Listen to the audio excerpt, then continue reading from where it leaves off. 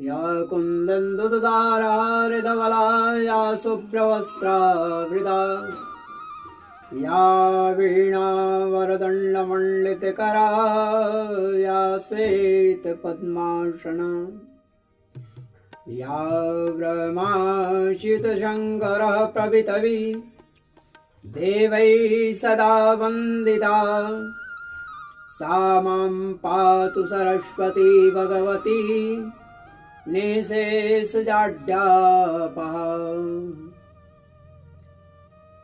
गजाननं भूतगणाधिसेवितं कपितजम्बोफलचारुभक्षितम् उमासुतं शोकविनाशकारकं नमामि विघ्नेश्वरपादपङ्कजम्। गुरु ब्रह्मा गुरु विष्णु गुरुदेवो महेश्वर गुरु साक्षात् परं ब्रह्म तस्मै श्री गुरुवे नमः। कृष्णाय वासुदेवाय हरे परमात्मने प्रणतः कृष्णाय गोविन्दाय नमो नमः। आज मैं श्रीमद् भागवत महापुराण की प्रथम खंड के चतुर्थ स्कंद के अथ विंशोऽध्याय 21वां अध्याय हिंदी में आरंभ करता हूँ, जिसका शीर्षक है महाराज पृथु का अपनी प्रजा को उपदेश। इससे पूर्व मैंने महाराज पृथु का प्रादुर्भाव का वर्णन किया। नारायण के अंश को देखकर ब्रह्मा के द्वारा स्तुति, और जब बंदीजनों के द्वारा पृथु के अभिनंदन शुरू हुआ तो स्वयं महाराज पृथु ने ही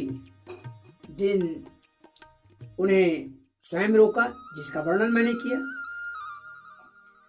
अब जब उन्होंने 100 अश्वमेध यज्ञ पूर्ण करने का प्रण लिया और आरंभ किया तो इंद्र के द्वारा छल से उनके अश्व को हरण करने का भी प्रयास, जिसके बाद उनके पुत्रों के द्वारा बार बार इंद्र को खदेड़ा जाना, बार बार मायावी पाखंडी रूप को धारण करना, ये इंद्र का व्यवहार बाद में पता लगने पर पृथु के द्वारा खदेड़े जाना।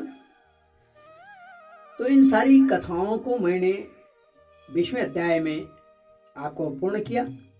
अब स्थिति यह है कि महाराज जो हैं अपने प्रजा को उपदेश करते हैं, तो इसकी वर्णन मैत्रेय जी से विदुर जी की बातचीत हो रही है। वार्तालाप में मैत्रेय जी कहते हैं कि हे विदुर, उस समय महाराज पृथु का सर्वत्र नगर जो है रंग बिरंगे पताकाओं से, मोतियों से, फूलों से आदि से सजा हुआ है। चूंकि उनके इस 99 यज्ञ के बाद ब्रह्मा का आगमन और ब्रह्मा के बाद श्री हरि भगवान नारायण का वहां पर पदार्पण होता है और भगवान को महाराज पृथु के द्वारा प्रार्थना आरंभ होती है, जिसके बाद भगवान भी उन्हें प्रसन्न होकर आशीर्वाद देते हैं। तब वे वापस अपने राजमहल को लौटने लगे हैं। तो जब लोगों को ये पता हुआ कि महाराज स्वयं महाराज जो हैं अपने नगर को लौट रहे हैं, तो उनकी नगर की हर गलियां, हर भवनें पूर्णतः सजा दी गई है। सुगंधित द्रव्यों से मार्ग में छीटी गई, मार्ग को साफ सुथरा किया गया, मांगलिक द्रव्यों से उन्हें सजाया गया। जगह जगह पर दीप जल रहे थे अर्थात दीपों की माला सजी हुई थी, लेकिन ठौर ठौर पर जगह जगह पर फल फूल के गुच्छे भी सजाए गए थे। नए आम्र के पत्तों का बंधनवार बना करके जगह जगह पर उसे भी टांगा गया था। इस तरह से गलिए चौबारे जितने भी थे वो सारे सजे हुए थे। मांगलिक उत्सव हो रहा था। बंदीजन जो थे, भाट लोग जो थे, उनके यश का गान कर रहे थे और प्रजाजन जो थे सुंदर कुंडलों से सजी हुई जो नवयौवना थी उन्हें लेकर उनकी अगवानी करने आए थे। जो उसमें ऋत्विजगण थे वे महाराज पृथु का स्तुति गान कर रहे थे। तो इस तरह से उनका अभिनंदन कार्य शुरू हुआ। जब दुदुम्बी आदि बजने लगे, ब्राह्मणों के द्वारा शंख ध्वनियां होने लगी, यह देखकर महाराज पृथु को कोई अहंकार नहीं, महाराज पृथु को अहंकार नहीं हुआ, बल्कि सौम्य और शांत भाव से वे आगे की ओर बढ़ते चले गए। मुस्कुराते हुए राजमहल में प्रवेश किया। मार्ग में जहां तहां पुरवासी और देशवासियों का अभिनंदन स्वीकार करते, सभी पुरवासी उन पर फूलों की वर्षा कर रहे थे, अक्षत की वर्षा कर रहे थे। तो इस प्रकार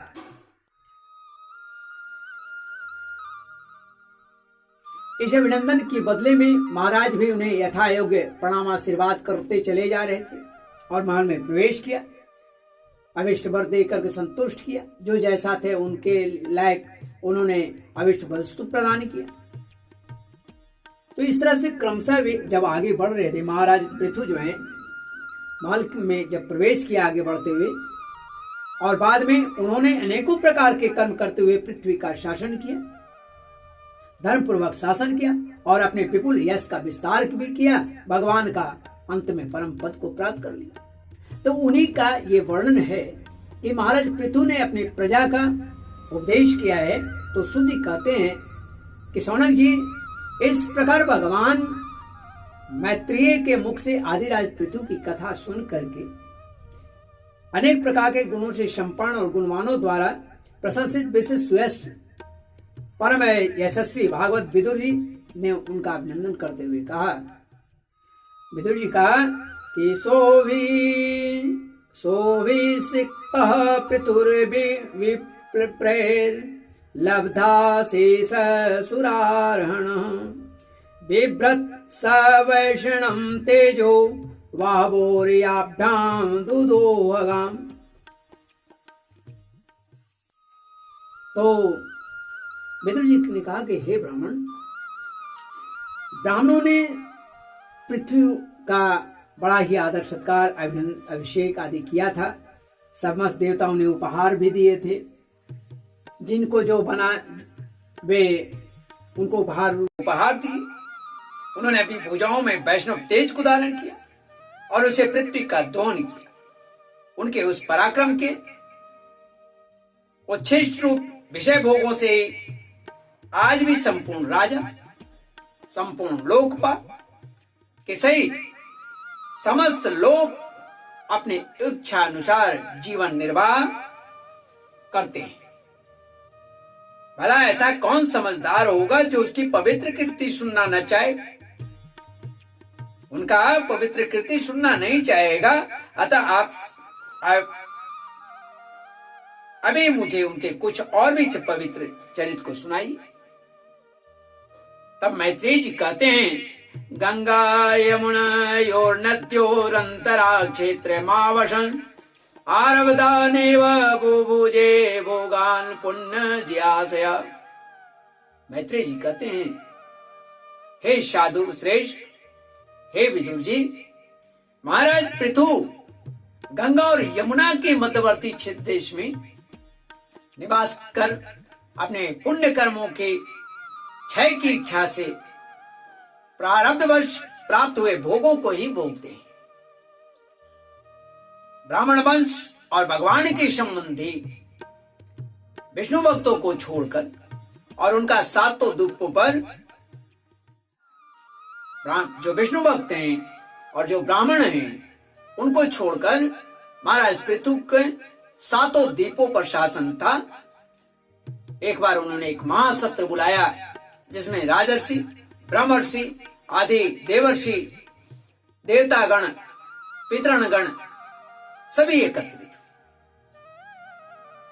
उस समाज में महाराज पृथु ने उन पूजनीय अतिथियों का यथा योग सत्कार किया।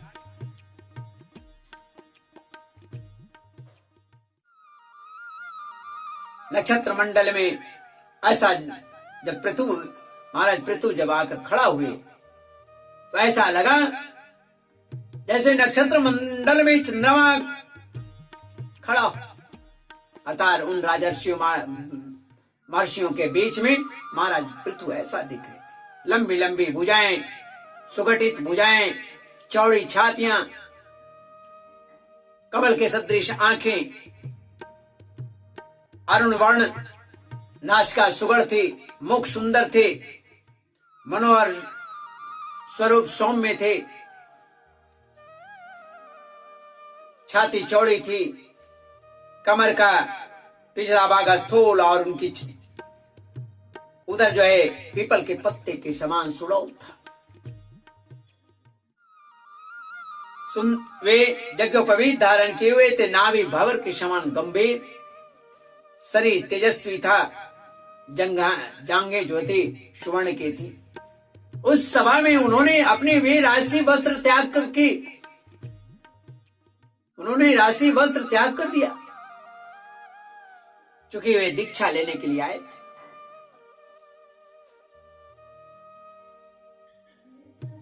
बाल बारीक थे, घुंघराले थे, काले थे, सुंदर थे, चमकीले थे, गर्दन शंख के समान था, उतार चढ़ाव वाली। वे जो उत्तम बहुमूल्य धोतियां थी उसे उन्होंने उतार दी, राजसी वस्त्र लगभग उतार दिया। दीक्षा लेने से पहले ये सारी चीजें का त्याग कर देनी होती। काले मृग का चर्म, हाथ में कुशा, शरीर की कांति और बढ़ गई। नित्य कृत्य यथाविधि संपन्न कर चुके थे अपने कार्य को। राजा पृथु ने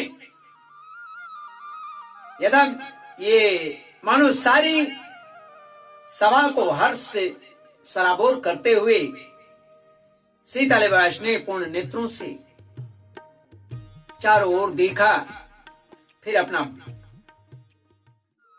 अपनी बात रखना शुरू किया, अपना भाषण आरंभ किया। उनका भाषण बड़ा ही सुंदर,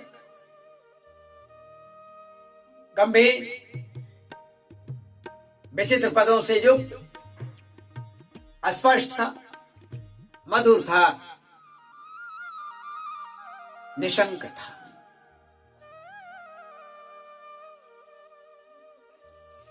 सब पर उपकार करने के लिए अनुभव का ही अनुवाद कर रहे थे, ऐसा प्रतीत होता था, ऐसा जान पड़ता था। महाराज पृथु कहते हैं ने कहा कि सज्जनों, आपका कल्याण हो। आप महानुभाव जो यहां पधारे हैं, मेरी बात को सुने, मेरी प्रार्थना को स्वीकार करें। जिज्ञासु पुरुषों को चाहिए कि संत समाज में अपने निश्चय का निवेदन करें। इस श्लोक में कुछ प्रजाजनों इस श्लोक में मुझे प्रजाजनों का शासन, उनकी सुरक्षा, उनकी रक्षा, उनकी आजीविका का प्रबंध करना तथा उन्हें अलग अलग अपनी मर्यादा में रखने के लिए राजा बनाया गया था।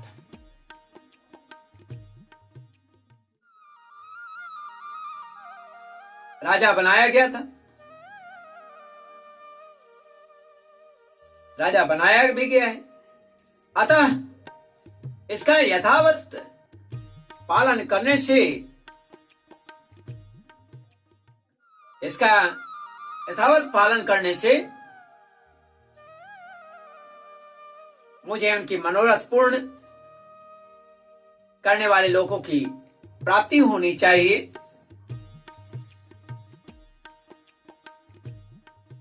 जो वेदवादी मुनियों के मतानुसार संपूर्ण कर्मों के साक्षी श्री हरि के प्रसन्न होने पर प्राप्त होता है,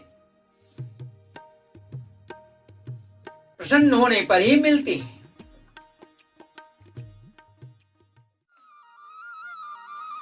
जो राजा प्रजा को धर्म मार्ग की उपदेश नहीं करता,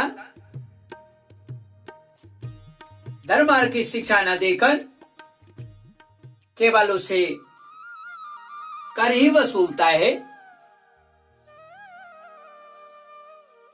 केवल कर ही वसूल करता है, तो वह नरकगामी होता है। वह केवल प्रजा के पाप का ही भागीदार होता है और अपने ऐश्वर्य से, अपने धन से, अपने कीर्ति से वह हाथ धो बैठता है।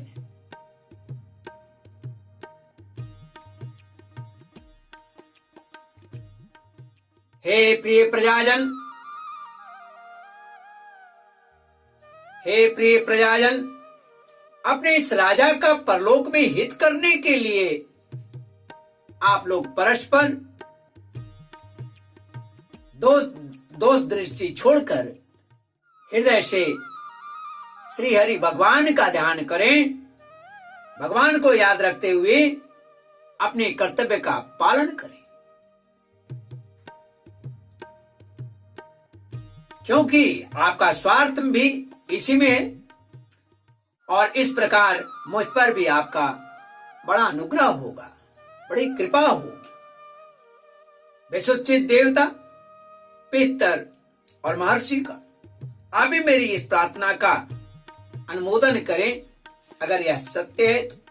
क्योंकि कोई भी कर्म हो मरने के बाद उसके कर्ता, उपदेष्टा और समर्थक को समान रूप से भोगना होता है।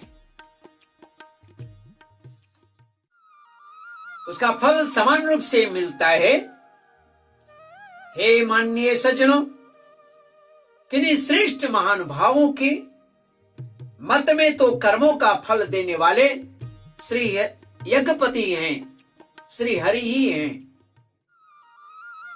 क्योंकि इलोक और परलोक दोनों जो लोक है, दोनों ही जगह बड़े मुश्किल से और कोई ही शरीर के साथ जाता है, न कि बराबर, शायद ही शरीर के साथ जाता है। बहुत तेजोमय होने पर संभव है। मनु, उत्तानपाद, महीपति, ध्रुव, राजर्षि प्रियवत, हमारे दादा अंग तथा ब्रह्मा, शिव, प्रहलाद, बलि और इसी कोटि के अन्य जो महानुभावों के मत में तो धर्म, अर्थ, काम और मोक्ष रूप चतुर्वर्ग तथा स्वर्ग और अपवर्ग के स्वाधीन नियामक कर्म फलदाता रूप से भगवान श्री हरि यानी भगवान गदाधर की आवश्यकता है। इस विषय में तो केवल मृत्यु के दौहित्र एक बेन उदाहरण में बता रहे हैं कि एक दौहित्र बेन आदि कुछ सोचनीय और धर्म विमूढ़ लोगों का ही मतभेद हो सकता है, सबका नहीं। अतः उसका कोई विशेष महात्मा नहीं हो सकता है। जिनके चरण कमलों की सेवा के लिए निरंतर जिनके चरण कमलों की सेवा के लिए निरंतर बढ़ने वाला अभिलाषा, उन्हीं के चरण नख से निकली हुई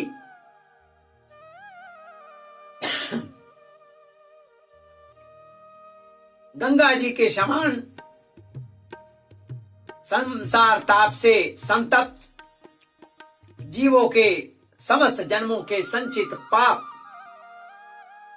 मनोमल को तत्काल नष्ट कर देती है। जिनके चरण तल का आश्रय लेने वाला पुरुष सब प्रकार के मानसिक दोषों को धो डालता है तथा वैराग्य और तत्व साक्षात्कार रूप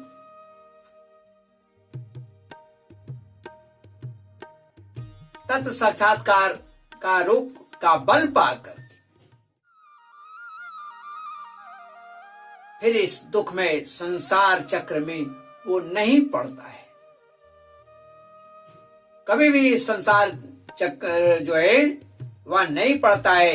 जिनके चरण कमल सब प्रकार की कामनाओं को पूर्ण करने वाला है,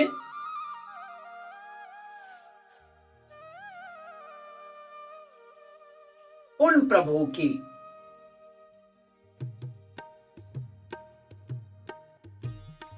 प्रभु को आप लोग अपनी अपनी आजीविका के उपयोगी वर्णाश्रमोचित जो उचित है वर्ण के अनुसार अध्यापनादि कर्मों तथा ध्यान, स्तुति, पूजा आदि मानसिक वाचिक जो भी चीजें हैं एवं सारी क्रियाओं के द्वारा निरंतर भजें। इसमें कल्याणी कल्याण है। कल्याण ही होगा। हृदय में किसी प्रकार का कपट न रखें तथा यह निश्चय करें कि हमें अपने अपने अधिकारानुसार इसका फल अवश्य प्राप्त होनी चाहिए, अवश्य प्राप्त हो।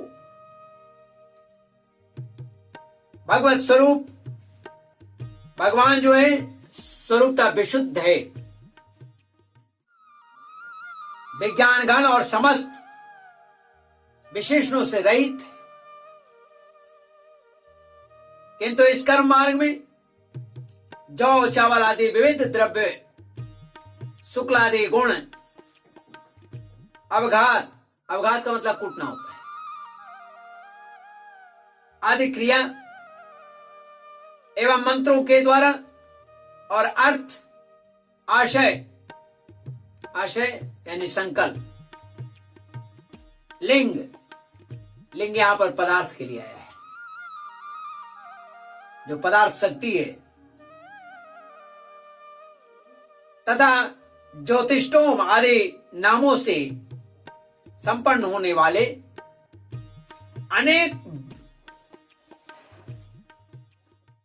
अनेक विशेषण युक्त यज्ञ के रूप में प्रकाशित होते हैं।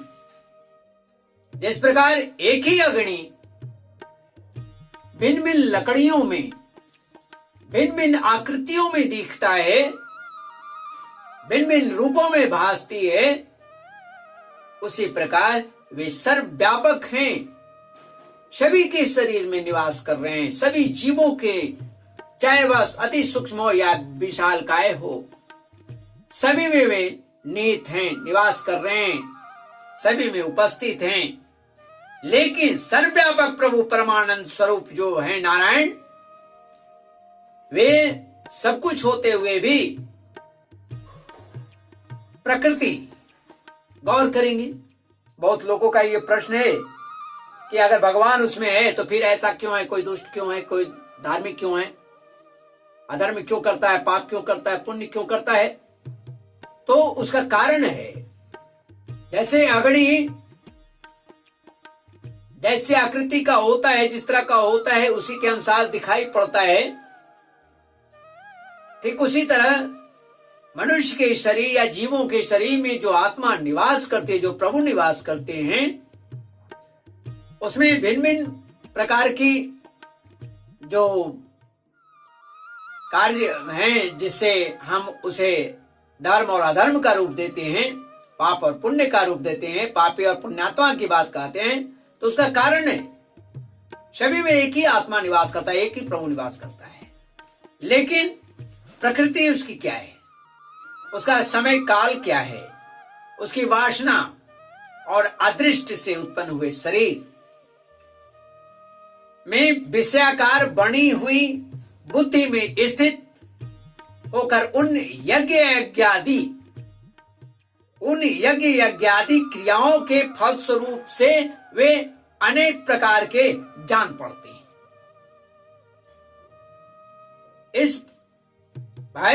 इस पृथ्वी तल पर मेरे जो प्रजाजन यज्ञ भोक्ताओं के अधीश्वर सर्वगुरु श्री हरि हैं, उन श्री हरि का एकनिष्ठ भाव से अपने अपने धर्मों के द्वारा निरंतर पूजन करते हैं। वे मुझ पर बड़ी कृपा करते हैं।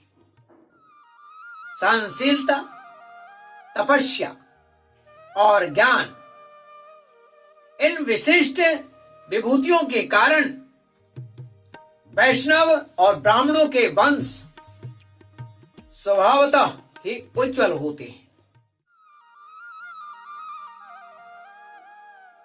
इन पर कभी भी राजकुल का दबाव नहीं पड़नी चाहिए। हम राजकुमार हैं, हम राजा हैं, हम ऐसे करेंगे वैसे कर लेंगे, तो इन पर अपने दबाव नहीं रखनी चाहिए, अपने प्रभाव में न ले। कारण उन पर राजकुल का तेज, हम राजकुमार हैं, धन का, धनवान होने का, ऐश्वर्य का आदि समृद्धियों के कारण अपना प्रभाव डालने का प्रयास न करें। ब्रह्मादि समस्त महापुरुषों में अग्रगण्य ब्राह्मण भक्त पुराण पुरुष श्री हरि ने भी निरंतर इन्हीं ब्राह्मणों के चरणों की सेवा करके, वंदना करके अविचल लक्ष्मी को प्राप्त किया है और संसार को पवित्र करने वाली कीर्ति प्राप्त की है। हे प्रजाजन, आप लोग भी ब्राह्मणों और गौवंशों की रक्षा करें। आप लोग भगवान के लोक संग्रह रूप जो है धर्म का पालन करने वाले, जो सर्व अंतर्यामी हैं, स्वयं प्रकाश हैं, जो ब्राह्मण प्रिय हैं, श्री हरि विप्रवंश की सेवा करने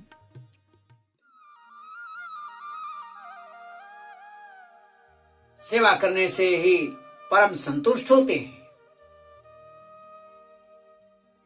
अतः आप सभी को सब प्रकार से विनय पूर्वक ब्राह्मण के चरणों की सेवा करनी चाहिए।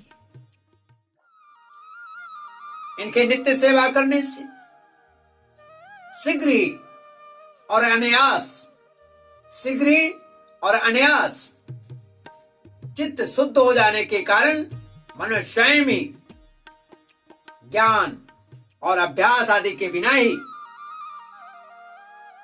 परम शांति रूप मोक्ष को प्राप्त कर लेता है। अतः लोक में इन ब्राह्मणों से बढ़कर दूसरा कौन है? तो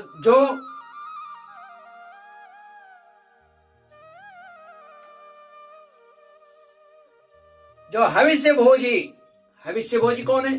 देवतागण। जो हविष्य भोजी देवता हैं,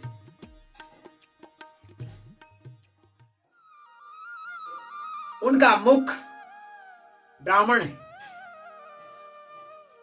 इसलिए ब्राह्मणों को दान करने से देवताओं को संतुष्टि मिल जाती है, तृप्ति मिल जाती है, देवताओं को प्राप्त हो जाता है।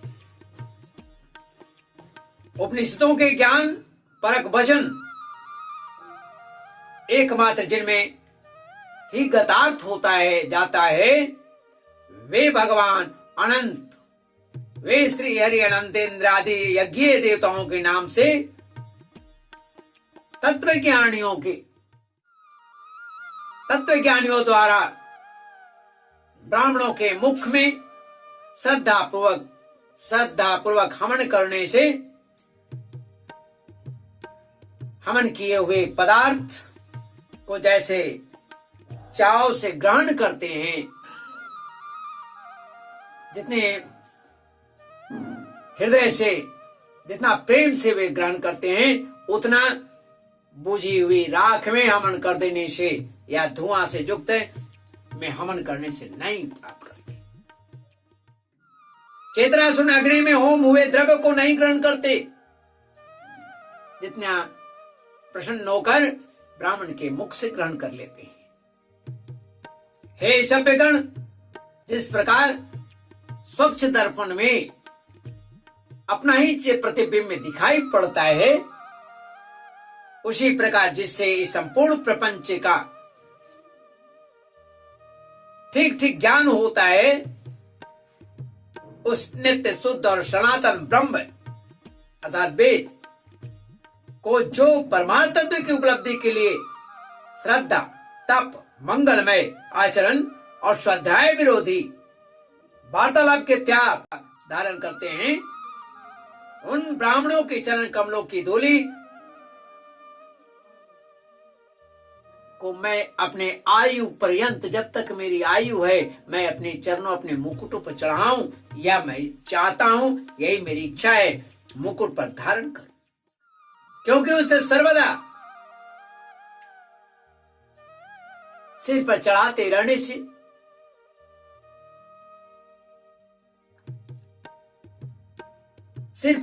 रहने से मनुष्य के सारे पाप तत्काल नष्ट हो जाते हैं। और संपूर्ण गुण उसकी सेवा करने लगते हैं। उस गुणमान, शील संपन्न, कृतज्ञ और गुरुजनों की सेवा करने वाले पुरुष के पास अनायासी सारी संपदाएं उपस्थित हो जाती है। जो ब्राह्मण भक्त होता है, गो भक्त होता है। अतः मेरी यही अभिलाषा है, मेरी यही इच्छा है कि ब्राह्मण कुल, गोवंश और भक्तों के सहित श्री हरि का, श्री नारायण का, श्री भगवान का मुझ पर सदा प्रसन्नता बनी रहे। मैत्रेय जी कहते हैं कि महाराज पृथु का यह भाषण सुनकर देवता, पितर, ब्राह्मण आदि सभी साधुजन बड़े प्रसन्न हुए और साधु यों का उनकी प्रशंसा करने लगे। उन्होंने कहा पुत्रेण जयते लोका निते सत्यवती श्रुति ब्रह्मदंड पापो तद्वेनोत्यतरतमः। उन्होंने कहा पुत्र के द्वारा पिता पुण्य लोक को प्राप्त कर लेता है। यह श्रुति, यह वेद यथार्थ है, वेद में निहित है। पापी बेन ब्राह्मणों के श्राप से मारा गया था, फिर भी इसके पुण्य बल से उसका नरक से निस्तार हो गया। इसी प्रकार हिरण्यकशिपु भी भगवान को निरंतर निंदा करते रहने के कारण नरक में गिरने वाला था, लेकिन प्रहलाद के प्रभाव से वह नरक को पार कर गया। बीरबल पृथु जी, आप तो पृथ्वी के पिता ही हैं और सब लोगों के एकमात्र स्वामी श्री हरि में भी आपकी ऐसी अविचल भक्ति है, इसलिए आप अनंत वर्षों तक जीवित रहे। आपका सुयश बड़ा पवित्र है। आप उदार कीर्ति वाले हैं, उदार चरित्र वाले हैं, ब्रह्मण्य देव श्री हरि के कथाओं का प्रचार करने वाले हैं। इसलिए हे महाराज, हमारा बड़ा सौभाग्य है कि आप जैसा राजा मुझे प्राप्त हुआ है। आज हमको अपने स्वामी के रूप में पाकर आपको अपने स्वामी के रूप में पाकर हम अपने को भगवान के ही राज्य में समझते हैं। स्वामी, अपने आश्रितों को इस प्रकार का श्रेष्ठ उपदेश देना आपके लिए कोई आश्चर्य की बात नहीं। क्योंकि अपनी प्रजा के ऊपर प्रेम रखना तो करुणामय महापुरुषों का लक्षण ही है, स्वभाव ही है। हम लोग प्रारब्धवश विवेकहीन होकर संसार रूपी अरण्य में, जंगल में भटक रहे हैं। हे प्रभु, आज आपने हमें इस अज्ञानांधकार से, यानी अज्ञान के अंधकार से बाहर निकाल लिया है, पार पहुंचा दिया है। आप शुद्ध सत्य परम पुरुष हैं, जो ब्राह्मण जाति में प्रविष्ट होकर क्षत्रियों के और क्षत्रिय जाति में प्रविष्ट होकर ब्राह्मणों की तथा दोनों जातियों में प्रविष्ट होकर सारे जगत की रक्षा करते हैं। हमारा आपको प्रणाम है, नमस्कार है, आप मेरा प्रणाम स्वीकार करें। इस प्रकार इति श्रीमद्भागवते महापुराणे पारमहंस्यां संहितायां चतुर्थ स्कंदे 21वां अध्याय चतुर्थ स्कंद की रूप में समाप्त होता है, जिसका विषय महाराज पृथु का अपनी प्रजा को उपदेश। श्रीमन्नारायण नारायण नारायण, गोविंद नारायण नारायण नारायण, हरि हरि नारायण नारायण।